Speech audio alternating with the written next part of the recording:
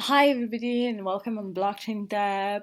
So it's a channel who is basically about blockchain and cryptocurrency. And today we're going to talk about the Hyperledger fabric. I think what is important to understand is that the blockchain, so this distributed network where basically all the transaction are recorded and stored in a ledger, and basically blockchain is also where it's kind of support the cryptocurrency. So Bitcoin has their own blockchain, and you have Ethereum, their own blockchain. So the Ethereum blockchain was very to create and run digital application such as smart contract. So in this kind of network, very much distributed and transparent, there are some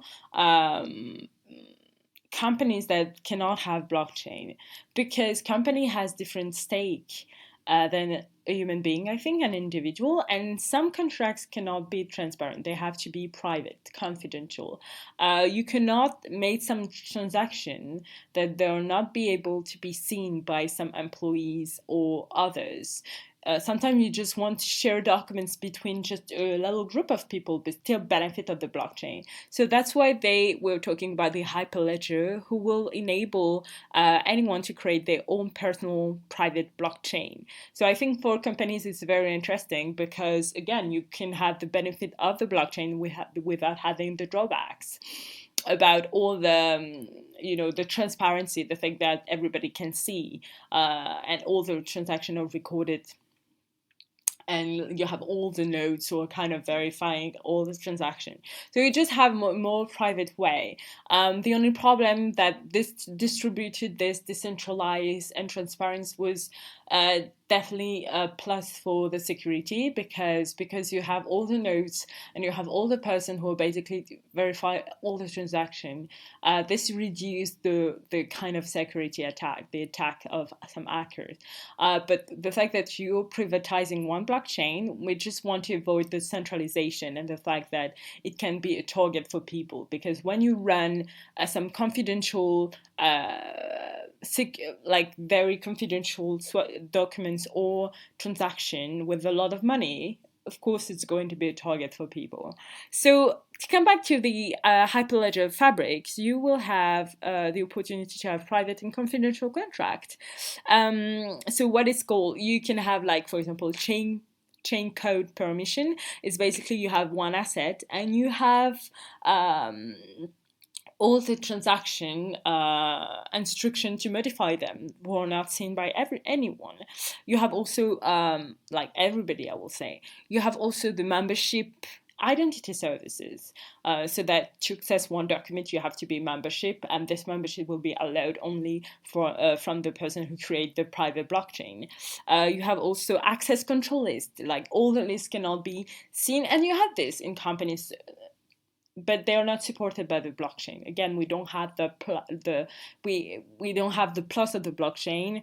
They just have, for example, they have specific email addresses, but it's not like blockchain. It's completely different. So you can have access control lists. That means that all the lists are not accessible for anybody. And you have, for example, to have a membership service to access this type of information. So you can have the plus of having the blockchain, the decentralized, the digital application, without having the drawbacks.